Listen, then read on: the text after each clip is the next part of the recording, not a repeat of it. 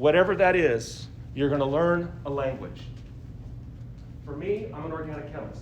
I speak in the realm of organic molecules. So I use words like aldehydes and ketones and carboxylic acids and amines and alpha-unsaturated polyacids, ketones. All these funny names that I learned that I have to be able to speak that language. Right? My wife, she's an OBGYN. She deals with things like oophorectomies, cesarean sections, things like that. So it's a language that you have to be able to speak. You will be developing your language in whatever career path you go down.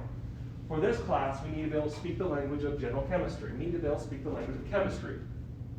So, like I said, the periodic table is really just counting the electrons from 1 to 118. It's no more complex than that. But what we do have to realize is when we look at the periodic table, there are certain elements on the periodic table that want to gain electrons, and there are certain elements that want to lose electrons. All right?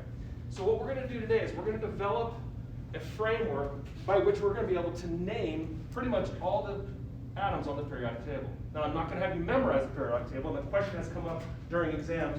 Yes, you will get a periodic table. Always, right? I did have my high school teacher made us memorize the periodic table, and I said, I'll never do that again. All right? I will never have a student memorize the periodic table, because you can always find it one in the back of a book somewhere. All right? There's no reason for that. And I was even talking with Dr. Nogales, and we were both looking at it, if you had to just guess, is that arsenic or is that astatine? So there's even things like that where like, we don't really deal in that realm of chemistry. Go look at a table, right? What is that atom? Because we don't use it. I don't use that atom. My whole career, 95% of my whole life deals with that atom, all right? So that's why, to me, that's such an exciting atom, because we can build the molecules of life. Now, over here, now you remember when we talked about the periodic table, there's a line that goes down through here, all right? And it basically goes to boron, silicon, germanium, astatine, tin, and beryllium goes down this way. To the left of that, these are all metals. Okay, they're metals. Metals, if you think about this, if you remember the periodic table, this is not the correct periodic table. Remember, the noble gases sit right here. Okay? They're not way over there. They're right here. So all of these metals are going that way towards to be like the noble gases. So in order for potassium to look like number 18, which is actually argon sits right here. For potassium to look like argon, it has to lose 1 electron. It's 19 electrons. We went through that exercise on Wednesday. It wants to become 18 and look like argon, even though it doesn't, it's always going to be potassium because it has 19 protons. But it has that 19th electron that if it takes it out of that energy level, it mimics the electron configuration of argon. That's why we went through that exercise of 2882. We want to get to those special locations. And the special locations in our energy levels mimics the noble gases. Okay? So that was chapter 4. Chapter 6 deals with, if all of these metals want to look noble, how do they look noble? Well, potassium says if I lose 1 electron, I look like that. So potassium becomes a +1. It loses an electron, therefore it has 18 electrons and 19 protons, so it has an overall +1 charge. Does that make sense? Calcium. Calcium doesn't want to look like potassium. Calcium also wants to look like argon. But in order to do that, it has 20 electrons. It wants 18. So how many does it need to lose to look like a noble gas? 2. So that's why the alkali metals always lose 1 electron. The alkaline earth metals always lose 2 electrons.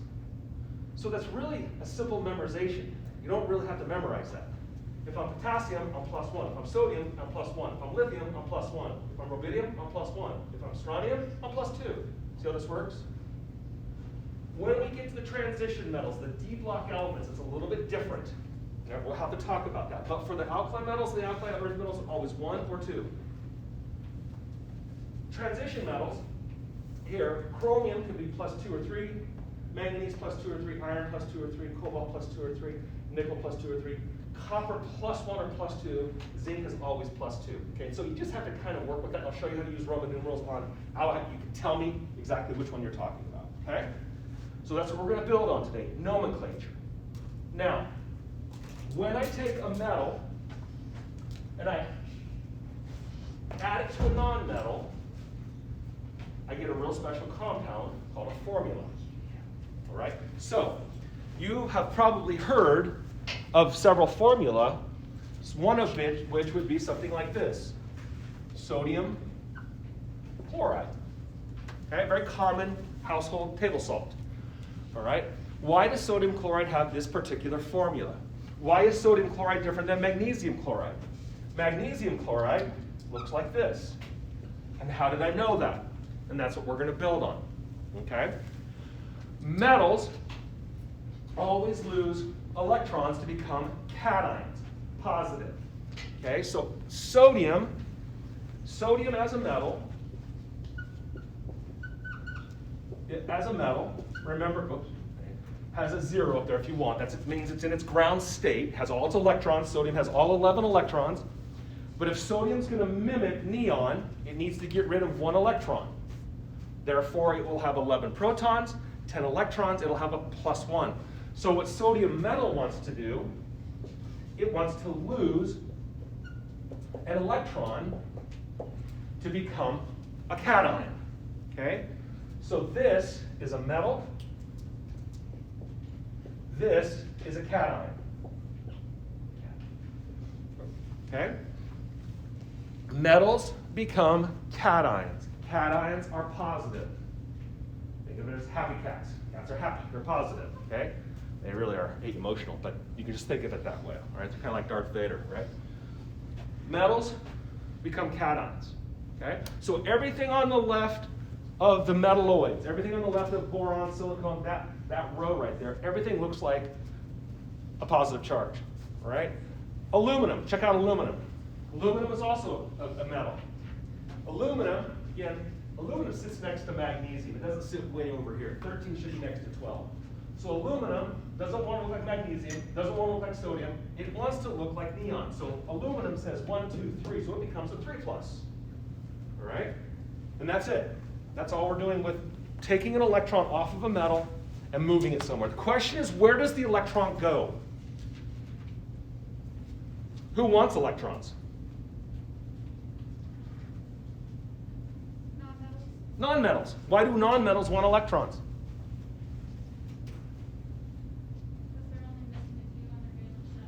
Okay, they're only missing, great, that's exactly right. They're only missing a few on the valence shell. Non-metals, everything to the right of this horizontal, or this line that goes through here, these are all your non-metals in through here, okay? Non-metals say, I need to go that way to look noble. Metals say, I need to go that way to look noble. Non-metals say, I need to go this way to look noble. And going this way means that chlorine has 17 electrons. It really would like 18 to look like argon. So chlorine always wants to gain 1 electron. So that works out really well, because over here, chlorine in its ground state says, man, if I could just gain an electron, I would look noble. Okay? And there you have it. When you add a metal and a non-metal, you end up with this formula, this compound, this ionic compound. So sodium chloride is made up of sodium metal giving up an electron to chlorine, which wants an electron. So we call these by their first name. The metal's always named first, and it's just the metal. This happens to be sodium. The other one's magnesium. And then we put an "ide" ending on it. Sodium chlor, not chlorine, but chloride. So this becomes sodium chloride. Now, look at magnesium chloride. Look at magnesium chloride. Why does magnesium have 2 chlorines, not 1? Because it needs 2 to match with magnesium. Exactly. Magnesium, remember, magnesium needs 2 electrons to look noble. So magnesium says, okay, I need 2 chlorines to come in and satisfy my desire for 2 electrons. So that's why when we have magnesium, metal goes to magnesium 2 plus 2 electrons, okay? So some of you that have had about half of you have had some level of general chemistry or 1200 or some introduction to general chemistry.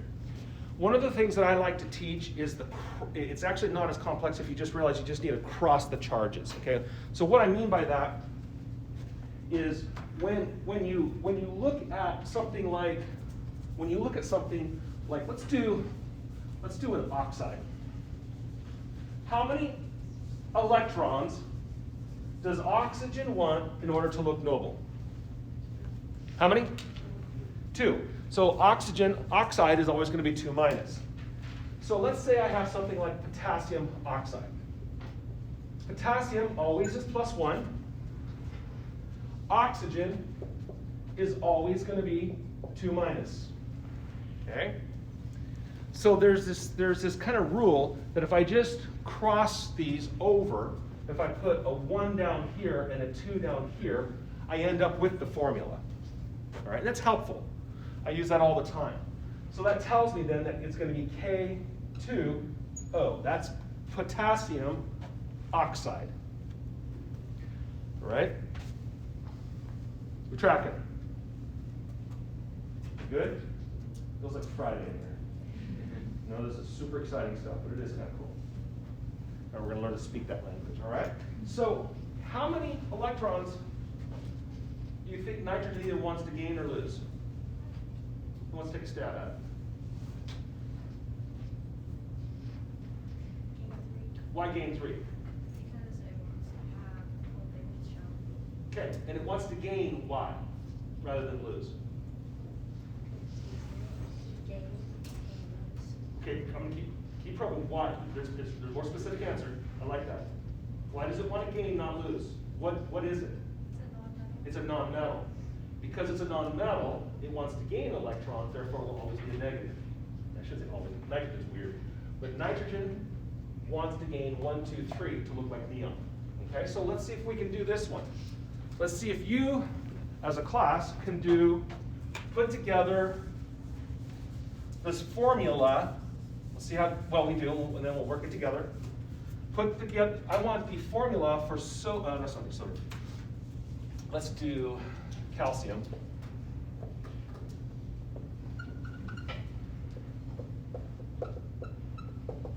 Remember, it's not nitrogen, it's nitride, it becomes the ide. So see if you can write the formula for calcium nitride.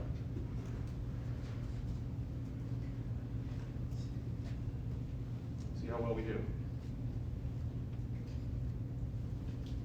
Because here's the cool thing, then we're going to complicate it. So let's build this foundation that we build on, which is super fun.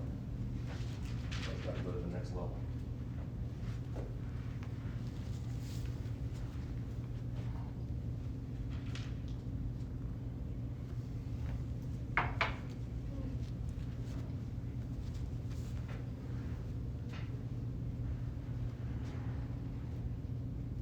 Got it?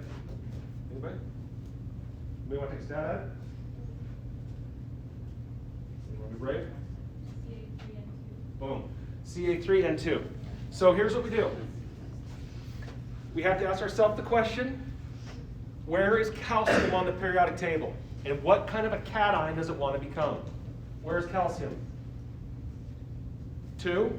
So it's the alkali earth metal, so it's going to be a 2 plus. So calcium is going to prefer to go to Ca2 plus, right? Good? Okay. What about nitrogen?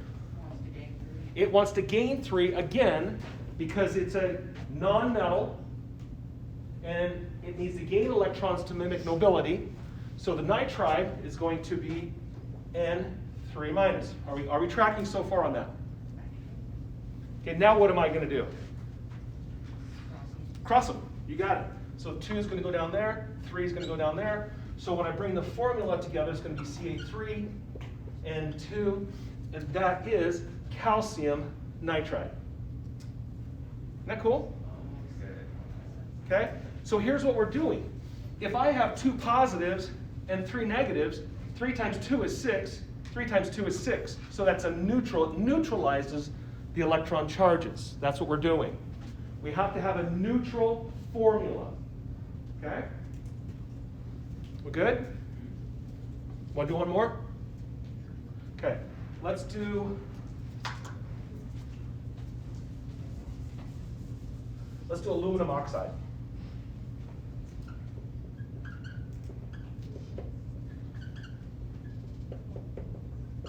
Okay. What's the structure for aluminum oxide?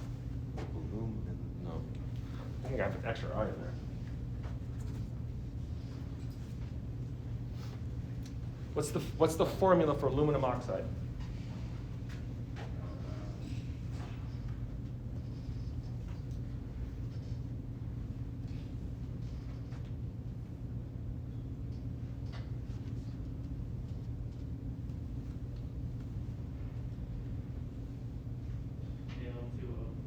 Al2O3, good.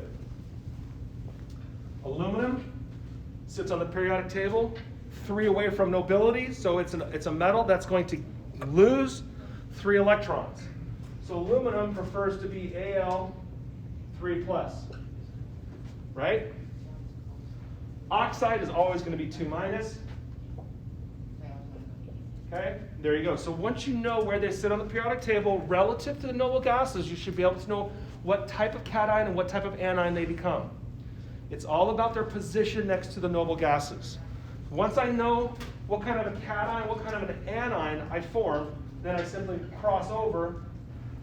So aluminum oxide is going to be Al2O3. That's aluminum oxide. Okay? And you see aluminum oxide.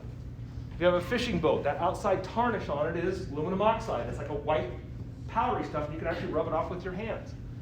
Okay? That's aluminum oxide. It's the oxygen in the atmosphere corroding the aluminum metal. Okay? And aluminum's it's not super corrodable, but again, nothing like iron. Iron's the worst. Iron loves to have its electrons stolen from oxygen. But you look at the noble gas, or you look at the special down through history. You look at copper, the Copper Age. You look at silver. You look at gold. Silver tarnishes. That's that black kind of film that silver gets on it. I don't know if you've ever had to polish your grandma's tea kettle, but that's the aluminum oxide. Gold doesn't tarnish. Gold's pretty inert. Right? That's why gold is gold. You can have gold around for 1,000 years, but it still looks pretty shiny. Okay, it's just not easy to pull off the electrons from gold. You can, but it's not as easy as something like, in fact, these have lost their electrons so easily. Cesium loses its electron the easiest of anybody on the periodic table. But these are so easy to take their electrons from them that you don't find any of them in metal form in the crust of the earth. They're all in some form of oxide or some other salt. You don't find them as metals. Okay, so it's kind of interesting. So when you get sodium metal, you have to unionize it to make the metal. Okay, kind of cool. Are we good so far? Okay. Second thing that we're going to learn is what happens when we name the transition metals. They're different. Up to this point, I've only been using the alkali metals and the alkaline earth metals, and here's why. The alkali metals are always +1. Alkaline earth metals are always +2. Okay? These vary. So we have to have a special way to describe, when I say iron oxide, you don't know which iron oxide I'm talking about because there's 2 of them. So, if we were to do iron oxide, we do something a little bit different with our nomenclature. We add a Roman numeral after the metal. Okay? So if I gave you iron 2 oxide, what do I mean by that? Well, it's kind of nice. I'm telling you how many electrons have come off iron. How many electrons do you think have come off iron? 2. So this is going to be Fe2+. This is always O2-. So when I cross multiply, I end up with iron oxide looking like that. Okay? But iron can also be iron 3. So see if you can draw the structure or the formula for iron 3 oxide.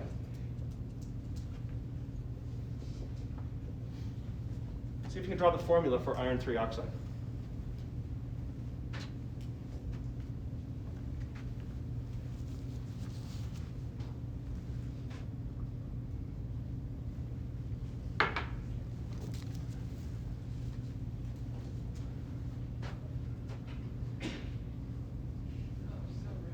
I know. Well, you had a whole lab, and we did this for 3 hours or and a whole lecture and an exam. It's not fair. You just had this stuff. Yeah, Jack? Oh, actually, I take that back. You got it?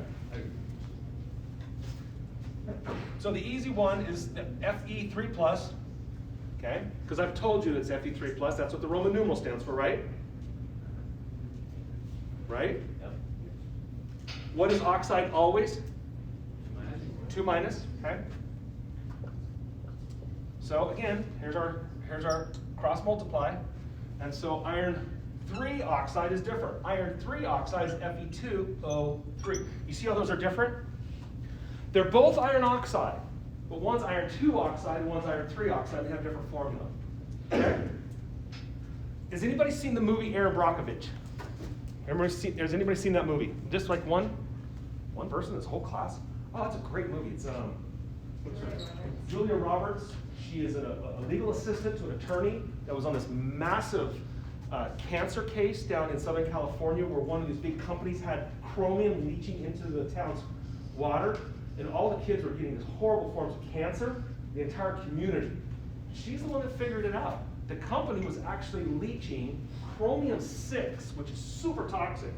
So they were actually leaking chromium-6 into the water system, and the kids in the community was drinking it, and they were getting horrible lymphomas and different forms of cancer. Chromium-3 is not as toxic. Chromium-6 is very toxic. So it was just, anyway, if you haven't seen that movie, it's a really fascinating one, and it's a story, kind of a Hollywood documentary. It's not, I mean, it's close to facts, but it's a great story if you haven't seen it. Question? So where does the extra charge come from? Because obviously, there's an extra proton there, or not proton, an extra positive charge there. So I was wondering where. On this one? Yeah, Shouldn't, if I did it wrong, it shouldn't be. 2 times 3 is 6. 3 times 2 is 6. Oh, jeez. Yeah. No, that's good. That's good clarification. It should be, and I could be wrong. I mean, that's the thing that I can multiply these wrong myself. Yeah. I get you. Got it? Okay. How do they behave? Like, Yes. Oh, if you were in general chemistry, I'd love to show you that. They stack in a lattice. They have different forms. They have what's called an ABC or an AABB, and they actually come in, and so for like sodium chloride, here's chloride, here's sodium, here's chloride, here's sodium, here's chloride, here's sodium. And so the lattice itself is formed in a way that you have the big anion. Anions are bigger than cations. So it literally makes these big giant electron balls, and it sticks the little cation in there. And so when you pull back and you look at the lattice as a whole, it is a 1-to-1 for sodium chloride, or NaCl. But it's not a molecule, it's a lattice. We'll learn how to name molecules on Monday because they're named in a different way. Okay? That's cool. Good. And now it gets complicated. This is where we have some memory work. Remember, I'm not a massive fan of just memorizing to memorize. But what I'm going to write on the board, you have to memorize. Okay? It's also in your textbook if you want it there. You can Google it. You can go on a Khan Academy or some other form. But this is very important. Here's the deal. When we're dealing with nonmetals, when we're dealing with anions, anions can form a very complex matrix that involves multiple nonmetals. Okay? Multiple nonmetals. I'm going to start with the easiest one. The oxide is this. We've been talking about the oxide. What that's really telling me is that oxygen wants 2 electrons. And oxygen is the second most aggressive atom or element on the periodic table, next to only fluorine. Fluorine is the most aggressive. It will take electrons from everyone. Okay? Oxygen is second. Oxygen will take electrons from everyone else other than fluorine. And it tries to take them from fluorine. In fact, oxygen and fluorine are so aggressive, they can take electrons from xenon and krypton who don't want to lose their electrons. That's how aggressive they are. So with that, one of the ways oxygen can satisfy those electrons is to grab one from a hydrogen. So if you add a hydrogen to the oxide, and by the way, hydrogen is diatomic, it's always H2. I'm not going to get into that, that's not important for this class, but it is always H2. You never have just a hydrogen buzzing around. It's a diatomic element. What happens with this is oxygen grabs an electron from hydrogen, and it becomes this polyatomic anion. These are polyatomic anions. Okay? And you have to just memorize these. There's no other way around it. Little flashcards, whatever. I'm gonna try to systematically help you with it. So it's not just boring rote memory. But if I say magnesium nitrite, you need to know how that's different than calcium nitrate. Okay, and these are the types of vernacular. Like I said, this is a lecture on learning how to speak the language of chemistry. So, if oxygen has one of its negative charges satisfied by a hydrogen, it loses one of the electrons, and so now it's down to one charge. This is called the hydroxide polyatomic anion. Very important, probably one of the most important of the polyatomic anions. And here's how that works. Sodium and hydroxide, okay, they each have a positive one and a negative one. So when sodium metal looks at the hydroxide, says, hey, we're gonna get along real well here, and we're gonna make sodium hydroxide. So you've probably heard of sodium hydroxide. Potassium hydroxide is what's in the liquid Drano. If you ever dump that down your drain to remove the hair clogs or anything like that, that's actually potassium hydroxide. It's a very caustic base. It actually dissolves the sludge and the hair particles. Very, very strong base. We'll learn about bases in chapter 10.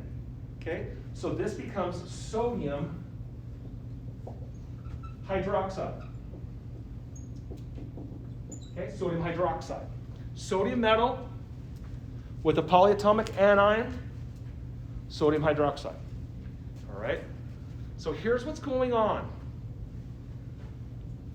Just like if I had a chlorine over here, okay, and a sodium over here,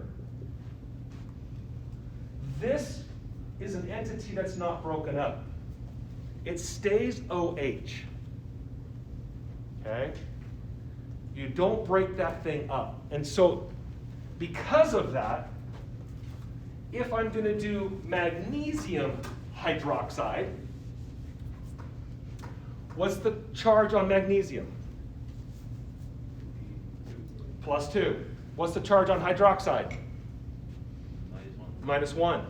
So it's going to be magnesium plus hydroxide. It doesn't matter if you circle or not. It's a habit to circle it when it's just the single, and you non-circle when you don't, but it doesn't matter. So that means that I'm going to again cross multiply or cross add, and so it becomes magnesium hydroxide. Okay? That whole entity of the hydroxide stays OH. You don't break it up, you don't add twos, you don't add a 2 and a 2, it stays hydroxide. It is a new anion. It is a polyatomic anion, just like if it were chloride. Okay? So you put a bracket there, and it tells me that magnesium needs 2 plus, hydroxide brings in 1 minus, therefore it needs 2 of them to balance. So that is magnesium hydroxide. Cool? So what would aluminum hydroxide look like?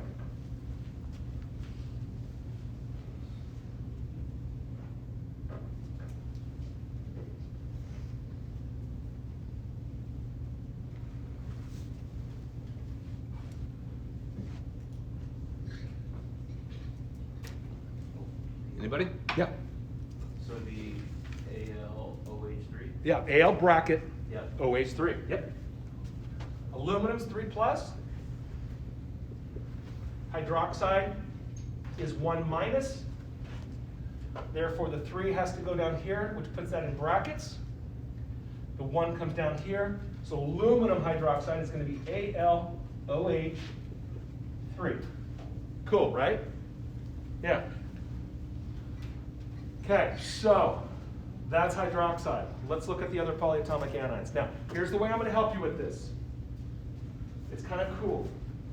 We're going to systematically work across the 5 main anions. We're going to work with nitrogen first, then carbon. We're going to hop down to phosphorus, to sulfur, to chlorine. Okay? There's going to be 4, 4, 4, 4, 3. A lot. So let's do it. Okay, this is really an important exercise. And the sooner you put these to memory, the better off you're going to be for exam 1. Because a big part of learning chemistry is learning how to speak chemistry. And that's what this is. This is simply nomenclature. All right. So we're going to start with nitrogen. Nitrogen, the very first one, looks like this, NO3 minus. This is the nitrate. Okay? Couple things here to be focused on as you're building your flashcards or your memory table, however you memorize. Nitrogen has 3 oxygens and a negative charge. -1. Memorize it. Therefore, if I say something like sodium nitrate, I know it's NaNO3. If I say something like magnesium nitrate, oh no, that's going to be different. Sodium nitrate looks like this. Magnesium nitrate looks like this. Because again, the polyatomic anions are never broken up. NO3 will always be NO3. Okay? So if I need to have multiple NO3s, I put that in brackets and I say how many there are. Okay? Nitrate. Now, if you like to preserve meat, which I know there's people in this room that do, you might put that pink salt in with it as you're grinding it up, and it's a cure salt. That's sodium nitrite, and it kills certain bacteria that cause problems with our intestines. Okay? Now, right there I just did something that we need to explain. Notice this. 8 and ite. Okay? The way I still remember this to this day is 8, more oxygen. Okay? 8 always has 1 more oxygen than ite.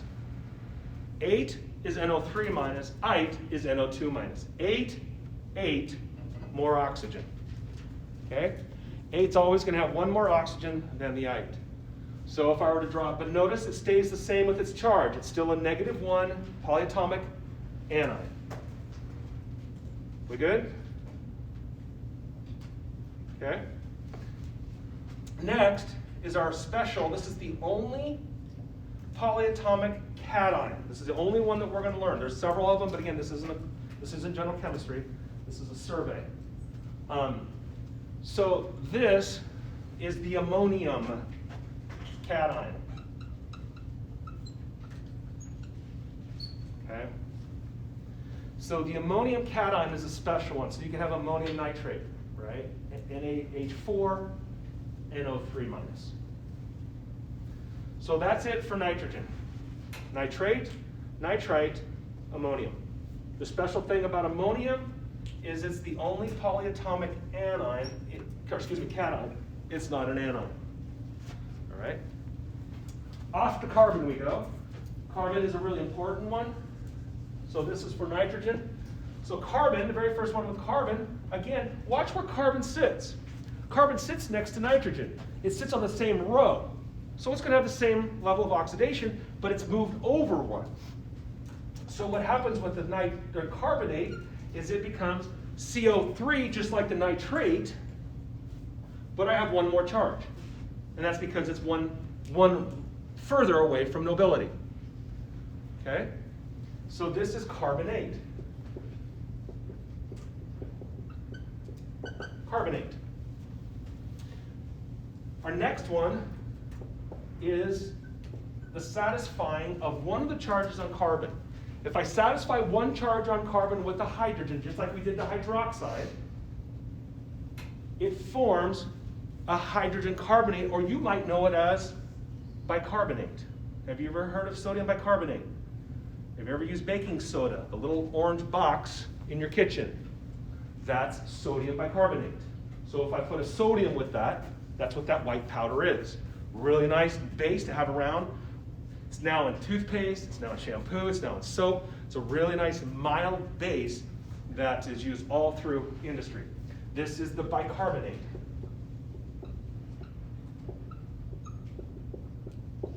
Okay, bicarbonate. Notice, this is really kind of cool. Carbonate looks like this. If I were to actually draw, we'll get into drawing Lewis dot structures here in a bit. Here's actually what carbonate looks like. If we drew a Lewis dot structure, that's what it looks like. So watch what's happening here. Carbonate is CO3 2 minus. CO3 2 minus. That's what it looks like. So if I'm going to have sodium bicarbonate, well, I'm going to have to put a sodium over here, and I'm going to have to put a sodium over here to satisfy both of those, right? So sodium carbonate is going to be Na2CO3. But what happens with the bicarbonate is one of these, just like the hydroxide, is satisfied with a covalent bond with a hydrogen. That's what it actually does. So now the entire entity is not broken up. So I put a bracket. Sodium bicarbonate would look like this. Right? HCO3, bicarbonate. That's sodium bicarbonate. Magnesium bicarbonate would look like that. Again, that whole thing is not broken up. The polyatomic anion stays together. Okay? And I'm going to say that over and over again. You'll probably hear that at least a dozen times in here. You do not break the polyatomic anion up. That molecule is all built by what we call covalent bonds. They don't get broken up. It's an entity that stays intact.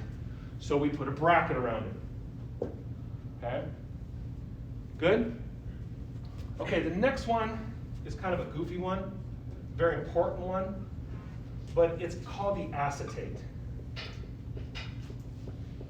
And the acetate, we see it all through organic chemistry and inorganic chemistry. It looks like this. The acetate actually looks like this. Okay? So that's what it actually looks like. So the acetate is what we will learn in the organic section, a carbonyl with an oxygen and a methyl group. Okay? So it's C2H3O2 minus. So that is acetate. And by the way, if you look at salicylic acid was one of the very first antipyretics that was discovered. But salicylic acid, this is salicylic acid, was discovered late 1800s, 1870, 1880, and through there. But what happens with salicylic acid, some of you know it is an antipyretic, it was one of the very original antipyretics. It causes the stomach to be really acidic. So that people were like, ugh, I take it because it reduces fever and achy, but it makes my stomach really acidic. So it was Bayer who figured out, if I take that proton off and I react it with an acetate, it forms this, which is acetate or acetyl salicylic acid, which is aspirin. So when you take aspirin today, that's what it looks like. If this is what your body does, your body actually cuts that off. But it decreases the acidity, so it's a little bit more, it's still acidic, but it's just a little more favorable when you take it orally for your stomach. It doesn't upset it. So the acetate then is a really important one, okay? And the last one in the carbon family is the most deadly of them all, and this is the cyanate. And you might know it as cyanide. So if you have cyanide in your system, it's a CNS blocker, and it blocks the anions, or it's an anion that blocks the signal going up your spinal cord, okay? So that's the cyanide, so cyanate. Okay, now we're gonna hop down, and we're gonna finish, we're gonna land the plane here. We've got about 7-8 minutes. We're gonna get through phosphorus, sulfur, and chlorine, okay? Phosphorus. Well, notice, we're gonna jump down a row. When we were up on the second row, we had the carbonate with 3 and the nitrate with 3. Now we're gonna jump down a row, so now we're gonna have 4. We need to add an oxygen to it. So phosphate is PO4 3-. And the charge is important. And once we establish this, on Monday we're gonna come back and we're gonna use this. So I would encourage you over the weekend to start working on memorizing this, because I'm gonna come back and use this on Monday in kind of an in-class exercise. This is phosphate. Okay? Phosphate has 3-. Now, I can quench one of the 3 by adding a hydrogen. And this is going to be hydrogen or biphosphate.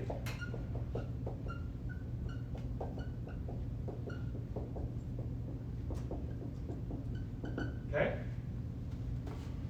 Kind of cool. So one of the charges went away because I quenched it with a hydrogen. Well, I've got another one, so I can quench it again. And this becomes dihydrogen phosphate. Okay? So notice, phosphate has 3 electrons. If 2 of them are quenched by hydrogens, or donated by hydrogens, then it becomes dihydrogen phosphate, and it's a -1 charge. And the last one for the phosphorus family is 1 less. 1 less than 8 is what? Ite. 8 more, so ite has 1 less. This is phosphite. Okay, again, 8 and ite, right? And by the way, 8's the dominant anion. Much more of the 8's, the carbonate, the nitrate, the phosphate in the working chemistry lab and biochemistry lab. Okay? All right, you guys are doing great. We've got 2 to go. I'm going to move this over here. All right, 2 to go. So let's do sulfur. Well, now sulfur, notice sulfur is on the same row as phosphorus, so it's going to have the same number of oxygens, but it's going to change its charge. Sulfur is 1 closer to nobility, so it has 1 less charge. So instead of 3-, it's 2-. So sulfate is still SO4, like phosphate, but it's 2-, not 3-. Oh, that's kind of cool. So this is sulfate. Okay, so sulfate. 8 more oxygens, so we're also going to have sulfite.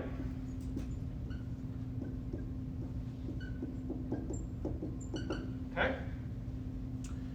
And just like with the other ones, we can satisfy some of those electrons by donating them with hydrogens, and we will. So we're going to have HSO4-, that's going to be hydrogen sulfate.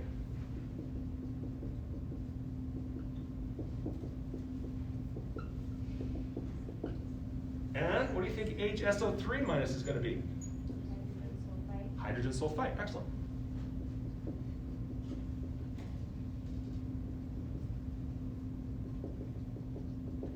Kind of cool, right? You're seeing the pattern here, I hope.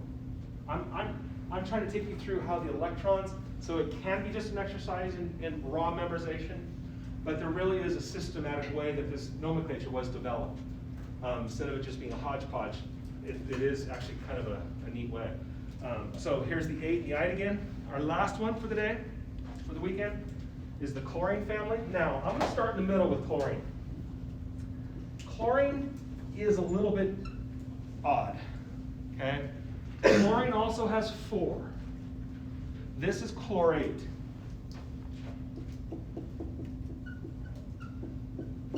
Okay?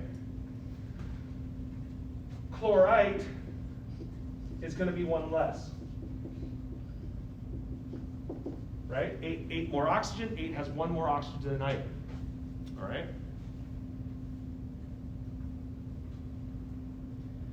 But here's the weird thing. I can also have even one less than the ite. Okay?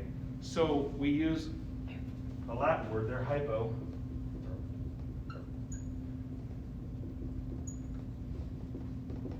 So we put a hypo, it's a hypoite. So here it's just an ite, here it's a hypoite when it has one less than the ite. Yes? How is it different?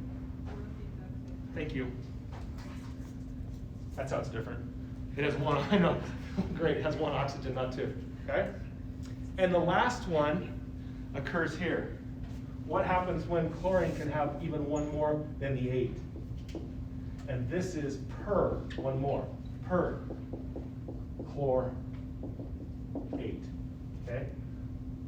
Per 8, ite, hypoite. Isn't that kind of cool? Again, starts with the 8.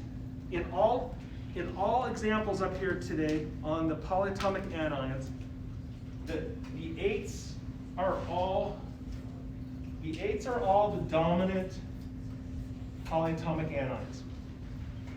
These are by far the ones you see most of the time. So that's why, if you'll notice the way I've drawn this, I always start with the dominant, I always start with the 8, because the 8 is by far the most dominant of these polyatomic anions that we see in the working lab. Now, I only have 2 minutes to land the plane. This is a work day, all right? It's putting together a systematic way to speak the language of chemistry. On Monday, we're going to practice. What does ammonium hydrogen phosphate look like? What does magnesium chlorate look like? And we're going to begin to speak the language and put it into formula. So the best thing you could do over the weekend is start to get familiar with this chart, whether it's out of your book, whether it's in your notes, wherever. But start to get familiar with it, because we're going to use it and work with it on Monday. Okay? This is how we speak the language of, basically in this case, general chemistry. Good? All right, you guys have a wonderful weekend, and I will see you on Monday. Yeah.